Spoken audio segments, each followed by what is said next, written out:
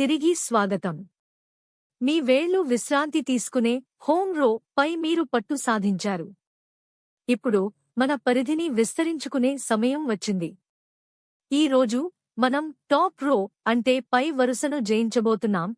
ఇక్కడే ఇంగ్లీష్ భాషలో ఎక్కువగా వాడే ఈ, టి మరియు ఓ వంటి అక్షరాలు ఉంటాయి. ఇక్కడ విజయం సాధించడానికి కీలకమైన విషయం ఏమిటంటే మీ అరచేతులను కదల్చకుండానే వేళ్లను పైకి చాచి టైప్ చేయడం. ఎడమ చేతితో మొదలు పెడదాం. హోమ్ రో నుండి మీ వేళ్లు పైకి వెళ్ళాలి. చిటికెన వేలు పింకీ పైకి క్యూ కోసం. ఉంగరపు వేలు రింగ్ ఫింగర్ పైకి డబ్ల్యూ కోసం. మధ్య వేలు మిడిల్ ఫింగర్ పైకి ఈ కోసం. మరియు చూపుడు వేలు ఇండెక్స్ ఫింగర్ రెండు కీలను కవర్ చేస్తుంది ఆర్. మరియు కొంచెం ముందుకు చాచి టి. ఇప్పుడు కుడి చేయి. చూపుడు వేలు ఇండెక్స్ ఫింగర్ పైకి వై కోసం.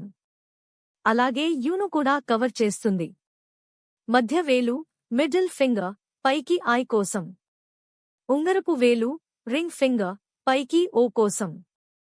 మరియు చిటికెన వేలు పింకీ పైకి పీ కోసం. వేగానికి రహస్యం తిరిగి రావడం రిటర్న్. పై వరుసలో ఒక కీని నొక్కిన వెంటనే మీ వేలు తక్షణం తన హోమ్ కీకి తిరిగి రావాలి. హోమ్ రోని గురుత్వాకర్షణ శక్తి గ్రావిటీ లాగా భావించండి. అది ఎప్పుడూ మీ వేళ్లను తిరిగి కేంద్రానికి లాగుతుంది. ఇప్పుడు హోమ్ రో మరియు టాప్ రో రెండింటినీ కలిపి ఒక అభ్యాసం చేద్దాం. మనం సాధారణ ఇంగ్లీష్ పదాలను టైప్ చేద్దాం.